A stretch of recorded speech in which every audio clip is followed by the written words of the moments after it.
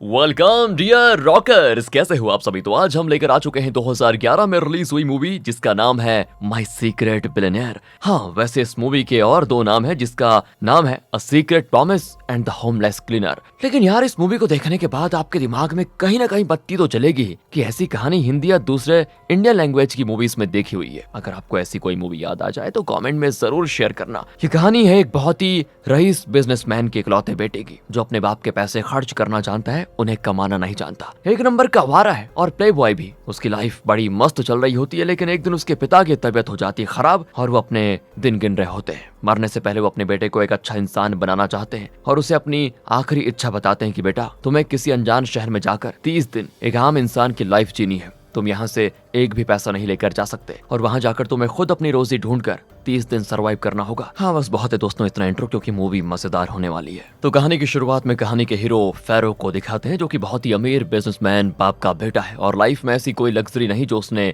नहीं चाही या उसको नहीं मिली। पैसों की कोई कमी नहीं है और इस वजह से वो काफी बिगड़ा हुआ भी है और साथ में प्ले बॉय भी। चाहे वो एक्सपेंसिव कार हो या लग्जरी बोट या फिर प्राइवेट जेट, हर जगह पे बिना रोक टोक के फेरो की रासलीलाएं चलती रहती है और वो भी हर दिन दोस्तों, हर एक नई लड़की के साथ। और जब वो ये सारी चीजें नहीं कर रहा होता है तो किसी बड़े बार या क्लब में जाकर शराब में डूबा रहता है। कभी कभार अपने पिता के बिजनेस को भी देख लिया करता है। उसके पापा की कंपनी का नाम है ओलिवेटी। ओलिवेटी कंपनी का कॉम्पिटिटर है दोस्तों एक और कंपनी जिसका ओनर है सैम। और फेरो और सैम के बीच हमेशा टक्कर होती रहती है बिजनेस में। प्रेजेंट में फेरो ने एक कंपनी के शेयर्स खरीदे होते हैं, लेकिन सैम ने उससे भी ज्यादा शेयर्स उसी कंपनी में खरीद लिए हैं और इस वजह से वो उन शेयर्स के जरिए स्टॉक मार्केट को ही मैनिपुलेट कर रहा होता है। इस बारे में फेरो उसे कॉल करता है तो वो अकड़ कर कहता है कि अब से इस कंपनी के मुनाफे में मेरा मैक्सिमम शेयर होगा और यहाँ वही चलेगा जो मैं चाहूंगा। फेरो गुस्से में अपने असिस्टेंट लॉरेंस से कहता है कि अगर उस सैम ने 2 लाख शेयर्स खरीदे हैं तो हम 5 लाख खरीदेंगे। लॉरेंस कहता है कि सर उसके लिए तो 60 मिलियन से भी ज्यादा खर्च करने होंगे।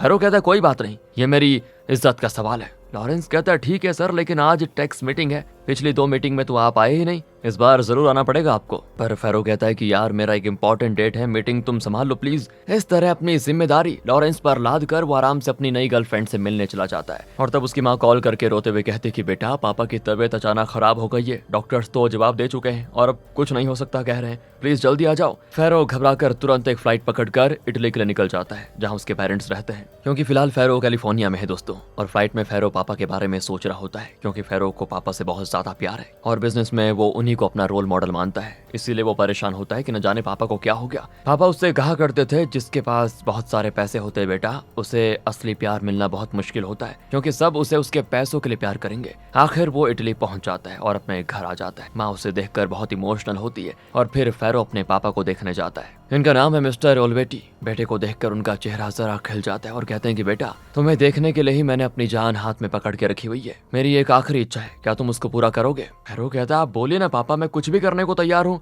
वो कहते हैं कि ये काम तुम्हारे लिए बहुत ज्यादा मुश्किल होने वाला है, लेकिन मुझे विश्वास है कि तुम सही समझोगे कि पापा जो करेंगे तुम्हारे भले के लिए करेंगे, क्योंकि मैं चाहता हूँ कि मेरे मरने के बाद तुम किसी अनजान शहर जाकर 30 दिन के लिए एक साधारण जिंदगी जियो। तुम्हारा नाम, परिवार, तुम किसके बेटे हो, तुम्हारी असली पहचान क्या है, ये तुम किसी को नहीं बताओगे। वहां जाकर तुम्हें अपने लिए एक नौकरी ढूंढनी होगी और उससे जो आमदनी मिलेगी उसी से तुम्हें अपनी भूख मिटानी होगी और अपने रहन सहन का इंतजाम करना होगा। तो फेरो बौखला जाता है कि मैं ये सब कैसे कर पाऊंगा पापा, और ये सब मुझे करना क्यों है। ओलिवेटी कहता है कि बेटा सवाल मत पूछो, मैं ये सब क्यों करने को कह रहा हूँ ये तुम्हें बाद में पता चलेगा। और फिर कोई रास्ता न पाकर अपने पापा की खातिर वो ये शर्त मान जाता है और उन्हें प्रॉमिस करता है कि मैं आपकी ये इच्छा पूरी करके रहूंगा। इसके 2 दिन के बाद ही दोस्तों ओलिवेटी की मृत्यु हो जाती है और फ्यूनरल के बाद फेरो अपने ऑफिस आता है। वो लॉरेंस से कहता है कि मुझे एक जरूरी काम से दूसरे शहर जाना है और मैं 30 दिन के बाद ही लौटूंगा और कोई प्लीज डिटेल्स मत पूछना मुझसे। इन 30 दिनों में तुम्हें ये ऑफिस, ये बिजनेस मैनेज करना है। लॉरेंस पूछता है कि सर इतनी सारी मीटिंग्स हैं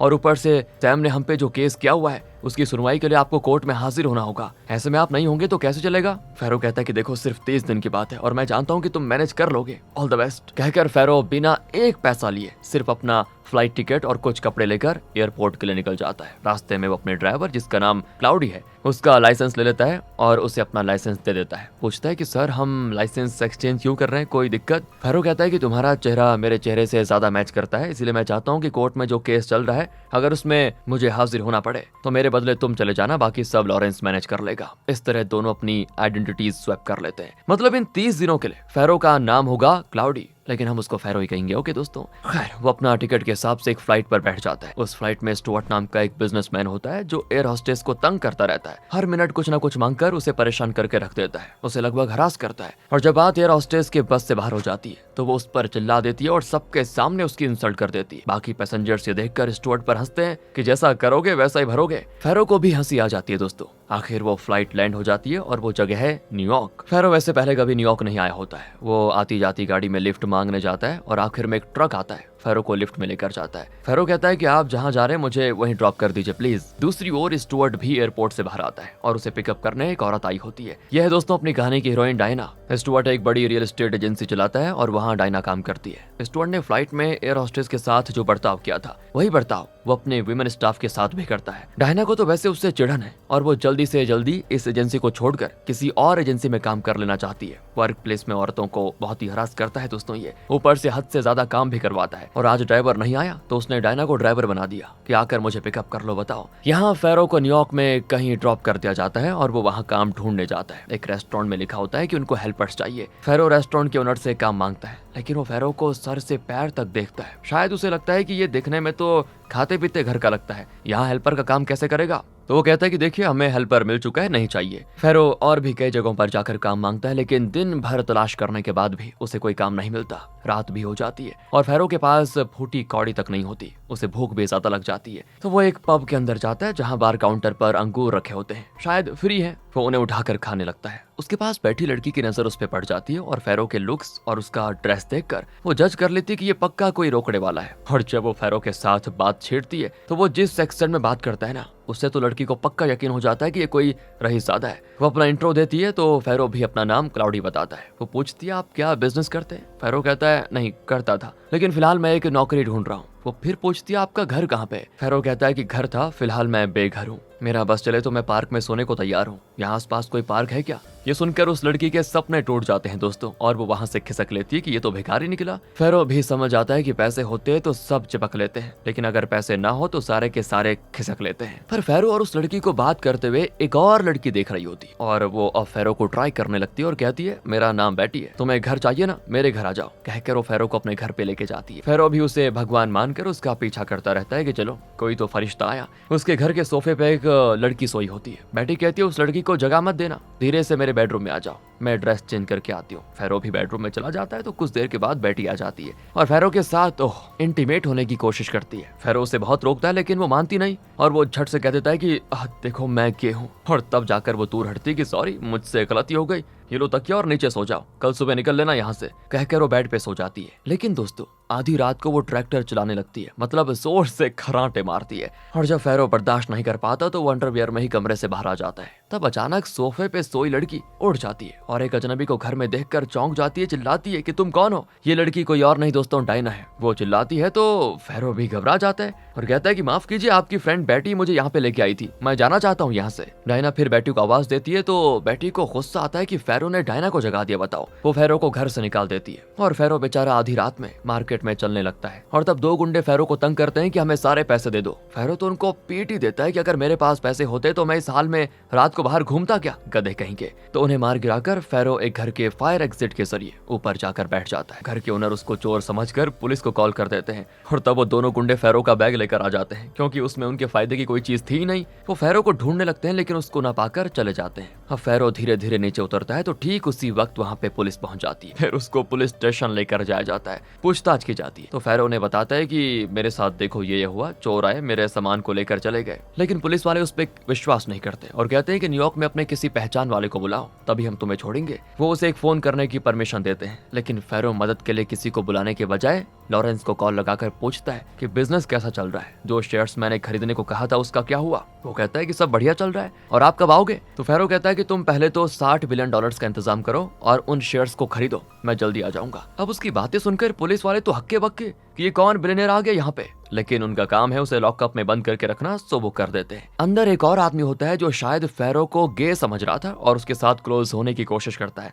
लेकिन फेरो उससे भी गुस्से में पीट देता है। पर दोस्तों वो काफी तगड़ा होता है और फेरो से लड़ने लग जाता है। इतने में पुलिस वाले आकर उस आदमी को लेकर कहीं और बंद कर देते हैं। फिर फेरो एक जगह पे सिकुड़ कर बैठ जाता है। जब से वो घर से निकला वो तरह तरह की मुसीबतें झेल चुका है। अब तक उसे ढंग का खाना तक नहीं मिला, ना नौकरी मिली ना खाना, ऊपर से वो लॉकअप में पहुंच गया। उसे लगता है कि क्यों ना पापा का नाम बताकर यहाँ से छूट जाऊं, लेकिन फिर उसकी आंखों के सामने उसके पापा का चेहरा आता है। वो सोच लेता है कि यार 30 दिनों की तो बात है, कैसे भी सरवाइव कर लूंगा, लेकिन पापा की आखिरी इच्छा पूरी करके रहूंगा। ये फैसला लेकर वो वहीं सो जाता है। अगले दिन एक पुलिस वाला आकर बताता है कि तुम जा सकते हो, हमने उन 2 गुंडों को पकड़ लिया है, तुम जा सकते हो और हमें पता चल चुका है कि तुमने कोई गलती नहीं की। फेरो पूछता है कि सर 2 दिन से कुछ खाया नहीं मैंने, बड़ी भूख लगी है, थोड़ा खाना मिलेगा तो बढ़िया रहेगा। तो पुलिस वाला उसको डांट देता है कि धर्मशाला समझ के रखा हुआ है क्या, निकलो यहाँ से। ये कहकर वो फेरो का बैग उसको लौटाकर भगा देते हैं। फेरो को लगता है कि यार अब यहाँ सरवाइव करना मुझे नामुमकिन लग रहा है, किसी दूसरे शहर जाकर ट्राई करना होगा। ये फैसला करके वो रेलवे स्टेशन जाता है, लेकिन फेरो के पास सिर्फ 50 सेंट्स हैं। वो टिकट काउंटर पर पूछता है 50 सेंट्स का कोई टिकट मिलेगा क्या? तो वो आदमी भड़क जाता है और फेरो पे चिल्ला देता है कि भागो यहाँ से। दूसरी ओर डायना काम से लौट रही होती है तो उसे लगता है जैसे कोई उसका पीछा कर रहा है। मालूम होता है कि पास्ट में दोस्तों उसकी लाइफ में उसके साथ कोई बहुत ही बुरी घटना हुई है। कोई नॉर्मली भी उसके पीछे चले जाए ना तो वो घबरा जाती है कि ये कोई स्टॉकर है जो मुझे पता नहीं क्या कर देगा। उसे उस बुरे पास्ट के दृश्य दिखने लगते हैं। तो फिलहाल एक आदमी कैजुअली अपनी कार निकालने के लिए उसके पीछे आ रहा होता है, लेकिन डायना उससे डर कर छट से घर के अंदर चली जाती है। तब वो अपनी माँ को बताती है कि माँ मुझे कोई फॉलो कर रहा था। माँ कहती कि बेटा तुम और कितनी बार यही बात दोहराओगी, जो एक बार हो गया उसे बार बार सोचती रहोगी तो कुछ फायदा नहीं होगा, कैसे बदलोगी अपने आप को। माँ ने दोस्तों डायना के लिए एक लड़का देखा होता है और वो चाहती है कि डायना उससे मिले, लेकिन डायना कहती है कि मैं और कितनी बार कहूँ माँ मुझे शादी नहीं करनी है, नहीं करनी है, मुझे अकेला छोड़ दो। कहकर वो अपने कमरे में चली जाती है और यहाँ फेरो जगह जगह भटकता है पर कहीं नौकरी नहीं मिलती। रात हो जाती है और वो एक पार्क के बेंच पे सो जाता है, पर एक बुजुर्ग भिखारन उसको भगा देती है कि ये मेरा बेंच, उठो यहाँ से। फेरो फिर दूसरे बेंच पे सो जाता है। अब अगली सुबह उठकर वो सबसे पहले खाने के लिए कोई इंतजाम करने की सोचता है और सिटी के अंदर जाता है। तो वहाँ पे एक आदमी हॉट डॉग्स बेच रहा होता है, पर फेरो के पास तो सिर्फ 50 सेंट्स है और हॉट डॉग का दाम है $2। फेरो का बुरा हाल हो गया था भूख के मारे, जो कि उसके चेहरे पे साफ साफ दिखता है। वो बेचारा पूछता है कि आपके पास 50 सेंट्स का कोई फूड आइटम होगा? तो ये दुकानदार भला आदमी मालूम होता है और उसे फ्री में हॉट डॉग दे देता है। फेरो उसे 50 सेंट्स देता है तो वो लेने से इनकार कर देता है कि कोई बात नहीं। और फेरो हैरान भी होता है कि वाह यार, इस शहर में इतने रहमदिल इंसान भी रहते हैं, बताओ। वो पूछता है कि सर आपका नाम क्या है और आप कहाँ के रहने वाले हैं? तो वो अपना नाम एंजेलो बताता है और अपने एरिया का नाम भी बताता है। तो फेरो हॉट डॉग लेकर कहता है कि सुनिए, एक दिन मैं आपसे फिर आकर मिलूंगा, और फिर चला जाता है। दोस्तों भूख के मारे फेरो हॉट डॉग को इतनी जल्दी खा लेता है कि क्या बताएं। तो रास्ते में वो एक भिखारी को देखता है जो फेरो की तरह भूखा होता है और फेरो के पास जो 50 सेंट्स थे वो उसे उस भिखारी को देकर आगे बढ़ता है कि तभी दोस्तों एक गाड़ी रिवर्स में आकर फेरो से टकरा जाती है और वो गिर जाता है। ड्राइवर भी घबरा जाता है कि क्या हो गया, पूछता है कि सर चोट तो नहीं आई? फेरो भी कहता है कि नहीं मैं ठीक हूँ, पर ड्राइवर का दिल नहीं मानता और पूछता है कि सर आप कुछ खाएंगे क्या? मेरे साथ आइए, आपको जहाँ जाना होगा मैं ड्रॉप कर दूंगा। कहकर वो फेरो को अपनी गाड़ी में चढ़ा लेता है। असल में ये कोरियर कंपनी की गाड़ी है। फेरो उससे डायरेक्टली पूछ लेता है कि मेरे लिए कोई नौकरी हो तो बताओ, मैं कोई भी काम करने को तैयार हूँ। ड्राइवर पूछता है क्या आप ड्राइव करना जानते हैं? फेरो कहता है कि हाँ। वो कहता है कि फिर तो बढ़िया है सर, समझो आपकी नौकरी पक्की। कहकर वो फेरो को एक घर के सामने उतार देता है और कहता है आप अंदर जाइए, नौकरी मिल जाएगी। वो भी चला जाता है और यहाँ हमें पता चलता है दोस्तों ये स्टुअर्ट का घर है। वही आदमी जो फेरो की फ्लाइट में था, जो औरतों के साथ मिसबिहेव कर रहा था। फेरो अंदर जाता है तो स्टुअर्ट और उसकी दूसरी वाइफ की लड़ाई चल रही होती है। तो स्टुअर्ट उसको देखकर पूछता है तुम कौन हो रे? तो फेरो तो स्टुअर्ट को तुरंत पहचान जाता है लेकिन कुछ नहीं बताता, वरना नौकरी नहीं मिलेगी ना। वो बहुत ही शांत होकर कहता है कि सर कोरियर कंपनी के ड्राइवर ने बताया था आपको ड्राइवर चाहिए, उसी ने मुझे भेजा है। इस पर वो फेरो को बिठाकर पूछने लगता है कि इससे पहले तुम कहाँ काम करते थे? फेरो कहता है कि आप कैलिफोर्निया के ओलिवेटी कंपनी को तो जानते ही होंगे, मैं वहाँ ड्राइवर था, मेरा नाम क्लाउडी है। स्टुअर्ट तो दोस्तों उस कंपनी के बारे में नहीं जानता, लेकिन उसकी वाइफ तुरंत पकड़ लेती कि हाँ मैंने उस कंपनी के बारे में बहुत सुना है, ये भी सुना है कि उसका प्रेजेंट ओनर बहुत ही यंग और हैंडसम आदमी है, क्या ये सच है? मौका पाकर फेरो खुद अपनी तारीफ करने लग जाता है कि हाँ हाँ मैडम आपने बिल्कुल सही सुना, बहुत ही हैंडसम है वो, मतलब मेरा बॉस फेरो बहुत ही हैंडसम है। स्टुअर्ट चिढ़ जाता है लेकिन कहता है वो सब छोड़ो, ये बताओ कि तुम्हें वहाँ सैलरी कितनी मिलती थी? फेरो कहता है कि सर हफ्ते के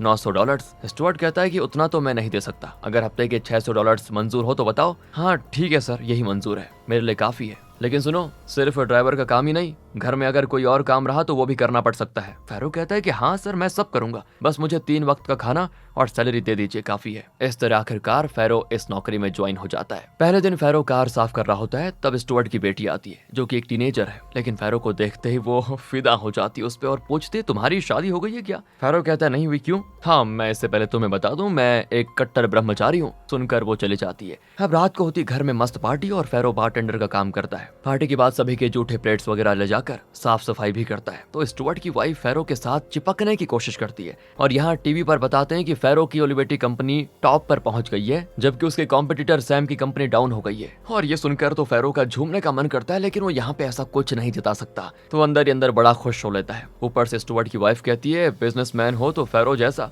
स्टुअर्ट अपनी वाइफ की बात सुनकर चलकर राख हो रहा होता है। और पार्टी में दोस्तों एक आदमी शराब के नशे में चल भी नहीं पाता, तो फेरो को उसे ड्रॉप करने का काम दिया जाता है। अब रास्ते में फेरो लॉरेंस को कॉल करके कहता है अगर आज हमारी कंपनी टॉप पर है तो उसका कारण है हमारे हर एम्प्लॉय की मेहनत और लगन। तुम एक काम करो, हर एम्प्लॉय को $5000 बोनस अनाउंस कर दो। फिर उस आदमी को ड्रॉप करके फेरो वहां से वापस अपने कमरे में आता है और वहां स्टुअर्ट की वाइफ होती है। दोस्तों लगता है फेरो का फायदा उठाने के लिए आ गई वो। फेरो भी समझ जाता है और कहता है देखिए आप जो सोच रही हैं वो कभी नहीं होगा, प्लीज बाहर चले जाइए। पर इतने में कोई दरवाजा नॉक करता है और वो बेड के नीचे छुप जाती है। फेरो दरवाजा खोलता है तो वहां होती है स्टुअर्ट की बेटी। लगता है दोस्तों ये भी उसी इरादे से आई हुई है, तो फेरो उसको मना करता है लेकिन वो जाने का नाम ही नहीं लेती। फिर कोई दरवाजा नॉक करता है और इस बार बेटी डर कर एक दरवाजे के पीछे छुप जाती है। फेरो फिर दरवाजा खोलता है और अब वहां स्वयं स्टुअर्ट पधारता है। फेरो पूछता है क्या बात है सर, कोई काम? और तब पता चलता है दोस्तों ये भी फेरो का गलत फायदा उठाने ही आया है। हे भगवान, पूरे परिवार में ऐसे लोग रहते हैं बताओ। तो फेरो अपने बचाव के लिए स्टुअर्ट से ये कह देता है कि सर आप प्लीज चले जाइए, मुझे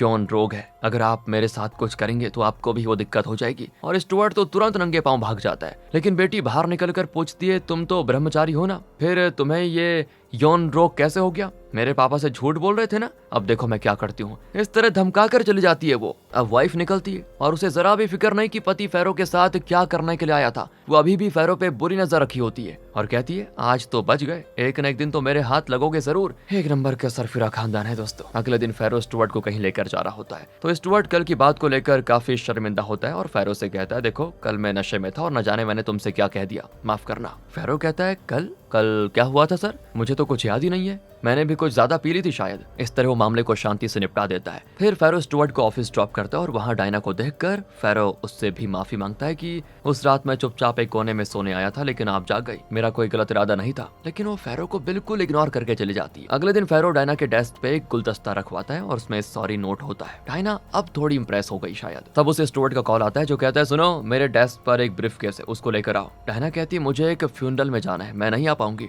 लेकिन स्टुअर्ट कहता है कि जो मैं कहता हूँ ना करो, हमारे पास गाड़ी है, ड्राइवर है, फिर तुम्हें जहाँ जाना होगा वो छोड़ देगा। और कोई रास्ता न पाकर डायना एक टैक्सी में जाकर उसे ब्रीफ केस दे देती है और फिर फेरो उसे ड्रॉप करने चाहता है। फेरो बात को फिर छेड़ता है कि देखो उस दिन मैंने अनजाने में जो किया उसके लिए माफी मांगने के लिए मैं आपके आगे कुछ भी करने को तैयार हूँ, लेकिन आप होगी मुझे इग्नोर कर रही हो। आप मुझसे एक बार कह दीजिए कि माफ कर दिया, खत्म कहानी। तो डायना स्माइल करके कहती ठीक है माफ किया। फिर दोनों अपना अपना परिचय देते हैं और नॉर्मली बातें करने लगते हैं। फेरो पूछता है वैसे आप किसके फ्यूनरल में जा रही है? तो डायना बताती है कि मेरी एक दूर की रिश्तेदार थी, काफी बुजुर्ग थी, उन्हीं के फ्यूनरल में जा रही हूँ। फिर फेरो उसे फ्यूनरल में ड्रॉप करता है। फ्यूनरल के बाद फेरो और डायना कैफे में बैठे कैजुअली बातें कर रहे होते हैं और फेरो खुद को ओलिवेटी कंपनी का एक्स ड्राइवर बताता है और कहता है कि मैंने वो नौकरी छोड़ दी, बस यहाँ गया थोड़ा फ्रेश होने के लिए। यहाँ मैं भटक रहा था तो एक पब में आपकी दोस्त बेटी से मेरी मुलाकात हो गई। रहने को मेरे पास घर नहीं था और तब बेटी ने मुझे कमरा ऑफर किया तो मैं चला गया, पर अंदर वो मुझे सोने नहीं दे रही थी, तो सोचा हॉल में जाऊं और तब मेरी वजह से आपकी नींद खराब हो गई। इस तरह दोस्तों वो अपनी तरफ की कहानी सुनाता है। तब डायना बताती है कि मुझे अजनबियों से बात करना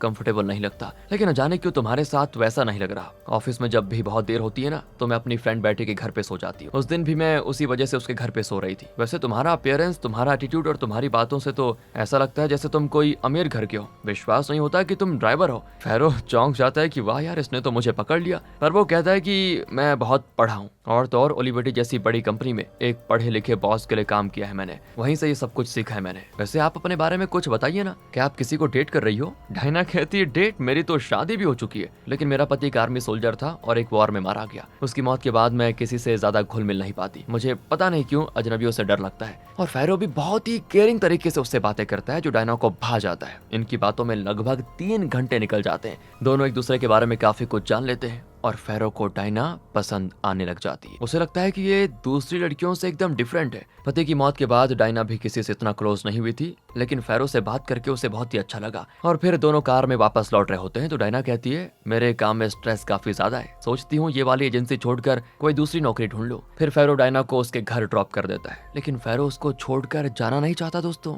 डायना का भी वही हाल होता है और अचानक से दोनों किस कर लेते हैं। डायना के पेरेंट्स भी इनको किस करते हुए देख लेते हैं। फेरो कहता है कि अगले हफ्ते मुझे एक दिन की छुट्टी मिलेगी, उस दिन दोनों आउटिंग के लिए चलें क्या? डायना मान जाती है और दोनों एक दूसरे से लेते हैं विदा। अब डायना घर के अंदर एंटर करती है तो उसके पेरेंट्स पूछते हैं, ये कौन है जिसे तुम किस कर रही थी? डायना कहती है, ये स्टुअर्ट का ड्राइवर है, बहुत ही अच्छा इंसान है ये, मैं उससे प्यार करती हूँ वैसे। लेकिन पेरेंट्स गुस्सा करते हैं कि यहाँ हमने तुम्हारे लिए एक बड़े घर का लड़का देखा और तुम एक ड्राइवर से प्यार कर रही हो। डायना कहती है, ये क्या बात हुई? वो मुझे पसंद है तो पसंद है और मैंने इस बारे में आपकी राय नहीं मांगी। इस तरह चिल्लाकर वो चली जाती है। आखिर आउटिंग का वो दिन भी आ जाता है, लेकिन स्टुअर्ट डायना को छुट्टी नहीं देता और किसी अपार्टमेंट में कोई काम दे देता है। लेकिन फिर फेरो डायना के काम में हाथ बटाता है और दोनों एक साथ बड़े खुश होते हैं। दिन भर दिन इनका प्यार बढ़ता जाता है। तो एक दिन स्टुअर्ट की बेटी, जो फेरो से बदला लेना चाहती है क्योंकि फेरो ने उसको इग्नोर किया था ना, तो ऑफिस जाकर वो स्टुअर्ट से कहती है, कल फेरो मेरे कमरे में आया और मेरे साथ गलत करने की कोशिश की उसने। तो स्टुअर्ट फेरो से कोई पूछताछ नहीं करता और अपनी बेटी की बात पे विश्वास करके फेरो को बुरी से बुरी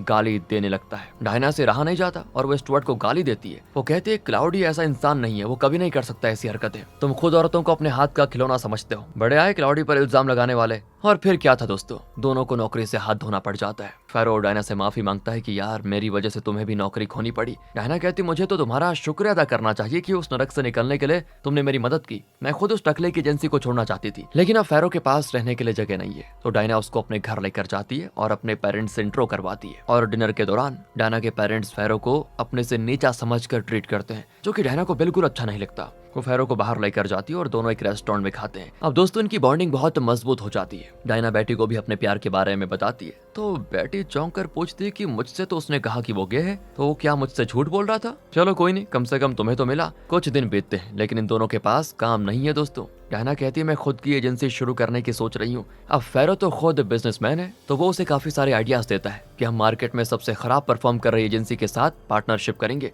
मेरी स्ट्रेटेजी के अनुसार हम जल्दी मार्केट पकड़ लेंगे और उन्हें 45% शेयर्स देंगे और खुद रखेंगे 55%। मुनाफा भी अच्छा होगा। तो डायना चौंक कर पूछती है, तुम तो ड्राइवर हो ना, बिजनेस की ऐसी स्ट्रेटेजीज तुम कैसे जानते हो? मतलब फेरो कहता है, वो क्या है ना, मैं ओलिवेटी में काम करता था तो अपने बॉस की कुछ बातें मैंने सुन ली थी काफी बार, उन्हीं से ये सीखा हूँ। खैर, इसी खुशी में हम सेलिब्रेट करेंगे। ये कहकर दोनों एक पब में जाकर खूब सारी ड्रिंक करके डांस करते हैं, मस्त एंजॉय। फिर घर आकर हाँ, आज दोनों इंटीमेट भी कोशिश करते हैं मतलब। लेकिन डायना अचानक फेरो को रोक कर रोने लगती है। तो फेरो घबरा कर पूछता है, क्या हो गया? तब वो बताती है कि वो अजनबियों से बहुत ज्यादा डरती है। उसे हमेशा ये डर रहता है कि कोई उसे स्टॉक कर रहा है। दरअसल दोस्तों, डायना के पति की मृत्यु के बाद पति के एक क्लोज फ्रेंड ने डायना से ये कहा कि युद्ध में मरने से पहले तुम्हारे पति ने मुझसे एक बात कही थी कि मैं तुम्हें बता दूं, उस बारे में मैं तुमसे बात करना चाहता हूँ, क्या तुम मेरे घर आ सकती हो? और डायना भी वहाँ गई, लेकिन तब पति के दोस्त ने डायना को अब्यूज करने की कोशिश की। डायना बेचारी जैसे तैसे जान बचाकर वहाँ से भाग आई थी। तब से वो मानसिक तौर पर काफी स्ट्रेस में रहती है और हर किसी से डरती है, खासकर अजनबी आदमियों से। इसीलिए दोस्तों, फेरो के साथ क्लोज नहीं हो पा रही है। फेरो कहता है कि तुम परेशान मत हो, जब तुम्हें कंफर्टेबल हो तो हो जाएगा। 2 हफ्तों के बाद दोनों अपनी एक एजेंसी खोल लेते हैं। उन्हें कई क्लाइंट्स भी मिलते हैं और एक हफ्ते में लगभग वो $11,000 कमा लेते हैं। दोनों बड़े खुश होते हैं और एक पार्क में टहल रहे होते हैं। डायना कहती है कि तुम यहीं रुको, मैं तुम्हारे लिए एक गिफ्ट रखा है मैंने। कहकर डायना गिफ्ट लेने जाती है। इसी बीच फेरो को लॉरेंस का मैसेज आता है। फेरो से कॉल करता है तो पता चलता है फेरो के कॉम्पिटिटर सैम ने ओलिवेटी पे जो केस किया था, उस सिलसिले में फेरो को कोर्ट में हाजिर होना पड़ेगा। लॉरेंस बताता है कि 2-3 बार हमने आपके बजाय ड्राइवर क्लॉडी को कोर्ट में पेश किया, लेकिन हो नहीं पाया। आपको खुद आना पड़ेगा, वरना कोर्ट की तरफ से ओलिवेटी पर भारी फाइन लगेगा और फैसला सैम के पक्ष में होने के चांसेस हैं। फेरो कहता है, ठीक है, मैं जल्दी आ जाऊंगा। इतने में डायना आ जाती है और वो यूएस फ्लैग वाला एक टाई फेरो के लिए लेकर आई थी, जो कि बड़ा एक्सपेंसिव होता है। फिर दोनों एजेंसी में काम कर रहे होते हैं और तब लॉरेंस कॉल करके पूछता है कि सर, आपको कल ही आना पड़ेगा। फेरो कहता है कि ठीक है, तुम हमारा प्राइवेट जेट न्यूयॉर्क भिजवाओ, मैं कल ही कैलिफोर्निया आ जाऊंगा। कहकर वो कॉल कट करता है और तभी डायना आ जाती है। पूछती है, किससे बात कर रहे थे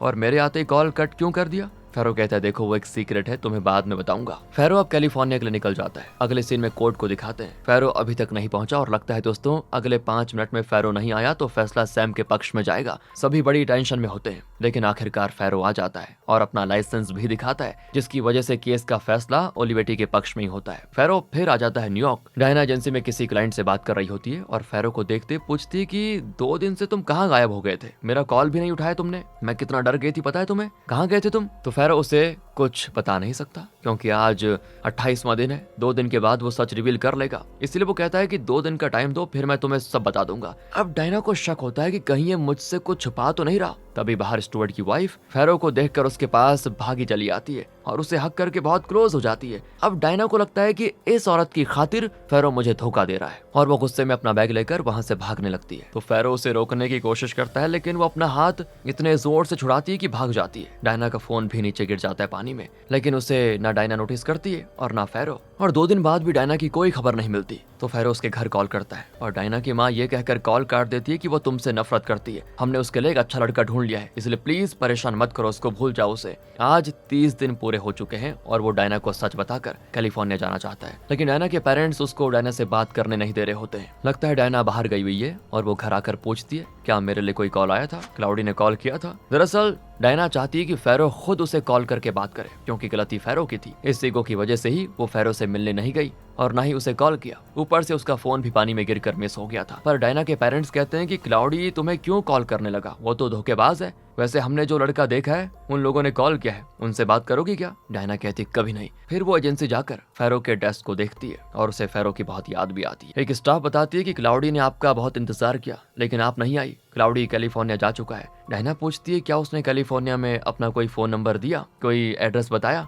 तो स्टाफ ना में जवाब देती है। तो डायना बहुत दुखी हो जाती है कि अब क्या करूं। दूसरी ओर उस कुरियर कंपनी का ड्राइवर स्टुअर्ट को एक चेक देने आता है और वो स्टुअर्ट को बताता है कि आपके घर में जो ड्राइवर था असल में वो दुनिया के सबसे अमीर बिजनेसमैन में से एक है। स्टुअर्ट उस चेक को देखता है जिसमें फेरो ने यहाँ रहने और खाने के लिए $50,000 दिए होते हैं। स्टुअर्ट और उसका परिवार तो बौखला जाता है कि इतना बड़ा आदमी हमारे घर का नौकर बन के रहा। और यहाँ कैलिफोर्निया में फेरो अपनी माँ को कॉल करके कहता है कि पापा से किया वादा मैंने पूरा कर लिया है माँ, मेरी समझ में आ गया कि उन्होंने 30 दिन के लिए मुझे एक नॉर्मल इंसान की लाइफ जीने के लिए क्यों कहा। मैं पैसों की, मेहनत की, ठीक वक्त पे खाने की, प्यार की और असली लाइफ की अहमियत जान चुका हूँ। मैं बहुत ही खुश होती, माँ बहुत ही खुश होती है दोस्तों कि महज 30 दिनों में फेरो इतना कुछ सीख गया और एक बदला हुआ इंसान बनकर लौटा। फेरो अब माँ को डायना के बारे में भी बहुत कुछ बताता है कि मैं उससे बहुत प्यार करता हूँ, वो मुझे सच्चा प्यार करती है ना कि मेरे पैसों से, और मैं उसे अपने बारे में सब कुछ बताना चाहता था लेकिन पापा से किए हुए वादे की वजह से मुझे सच छुपाना पड़ गया। इस वजह से हमारे बीच छोटी सी दरार पैदा हो गई।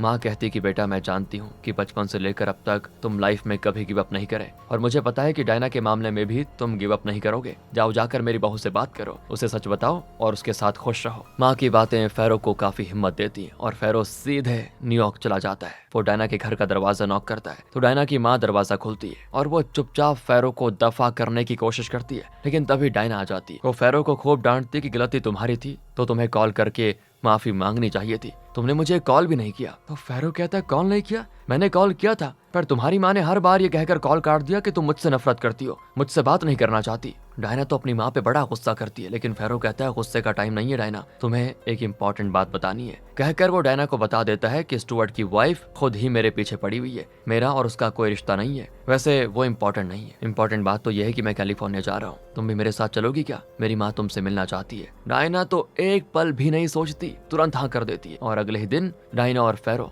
कैलिफोर्निया के लिए निकल जाते हैं। डायना के पेरेंट्स भी समझ जाते हैं कि अब डायना उनके कंट्रोल में नहीं है और वो उसकी खुशी के लिए उसे फेरो के साथ भेज देते हैं। फ्लाइट में डायना पूछती है हमारी एजेंसी काफी अच्छी चल रही है लेकिन 2-3 दिन से ज्यादा हम एजेंसी को स्टाफ के भरोसे नहीं छोड़ सकते, हमें जल्दी वापस न्यूयॉर्क आना होगा। फेरो कहता है कि हाँ आ जाएंगे और वहाँ फेरो का ड्राइवर इन्हें पिकअप करने आता है। फेरो डायना को बताता है कि इस ड्राइवर का नाम है क्लाउडी और अब डायना चौंक जाती है कि तुम्हारा और ड्राइवर का नाम सेम है। वो डायना को एक लग्जरी कार में लेके जाता है तो डायना की कुछ समझ में नहीं आता कि ये चल क्या रहा है और तब फेरो उसे सारा सच बता देता है कि मैं क्लाउडी नहीं फेरो हूँ ओलिविटी कंपनी का ओनर। और फिर वो अपने पापा की आखिरी इच्छा के बारे में बताता है, जिसकी वजह से उसे 30 दिन एक अनजान शहर में ठोकरें खाकर एक नौकरी ढूंढनी पड़ी, और इन 30 दिनों में उसने कैसे सरवाइव किया और क्या क्या सीखा। और आगे कहता है, आखिर में मुझे तुम मिली और तुमने मुझे सिखाया कि सच्चा प्यार क्या होता है। डायना को तो यकीन ही नहीं होता और उससे गुस्सा आ जाता है कि अच्छा तो यही था वो सीक्रेट जो तुम मुझसे इतने दिन छुपाते रहे। फेरो कहता है, सॉरी डायना, मैं तुम्हें बताना चाहता था लेकिन मेरे पापा को किया हुआ प्रॉमिस मैं कैसे तोड़ सकता था, इसलिए मुझे अपने बारे में सब कुछ छुपाना पड़ गया। इस तरह डायना को थोड़ा शांत करके वो उसे अपने घर ले जाता है, और फेरो का बड़ा आलीशान घर देखकर डायना को अजीब भी लगता है। फिर दोनों एक झील किनारे टहल रहे होते हैं, और तब डायना कहती है कि तुम होंगे बड़े बिलियनेयर, लेकिन एक बात मैं तुम्हें साफ बता देना चाहती हूँ कि मैं आखिर तक अपनी एजेंसी को नहीं छोड़ूंगी, वहीं काम करूंगी। फेरो कहता है, हाँ तुम अपनी मर्जी का कुछ भी कर लो, तुम्हें कोई नहीं रोकेगा। जब मेरे पास ना नौकरी थी ना पैसे, तो तुमने अपनी सेविंग्स के पैसों से वो एजेंसी शुरू की और मुझे उसमें काम भी दिया। उसके बदले मैं भी तुम्हारे लिए कुछ करना चाहता हूँ। तुम कैलिफोर्निया में अपनी एजेंसी खोल लो, उसमें मुझे 50% शेयर देने की जरूरत नहीं है, कम से कम 20 दे दो, चलेगा। इस पर दोनों हंस पड़ते हैं। फिर फेरो डायना को अपने रोमांटिक अंदाज में प्रपोज करता है, और अगले सीन में धूम धड़ाके से इनकी ग्रैंड शादी होती है। डायना ने फेरो को जो टाई गिफ्ट किया था उसी को फेरो ने पहना होता है। शादी में वो लोग भी आए होते हैं जिन्होंने न्यूयॉर्क में फेरो की मदद की थी, खासकर दोस्तों वो हॉट डॉग्स वाला इंसान। और फेरो ने पता है उसके लिए एक रेस्टोरेंट बनवा दिया होता है, और अब वो हॉट डॉग्स वाला उस रेस्टोरेंट का मालिक है। फिर उस कोरियर कंपनी का ड्राइवर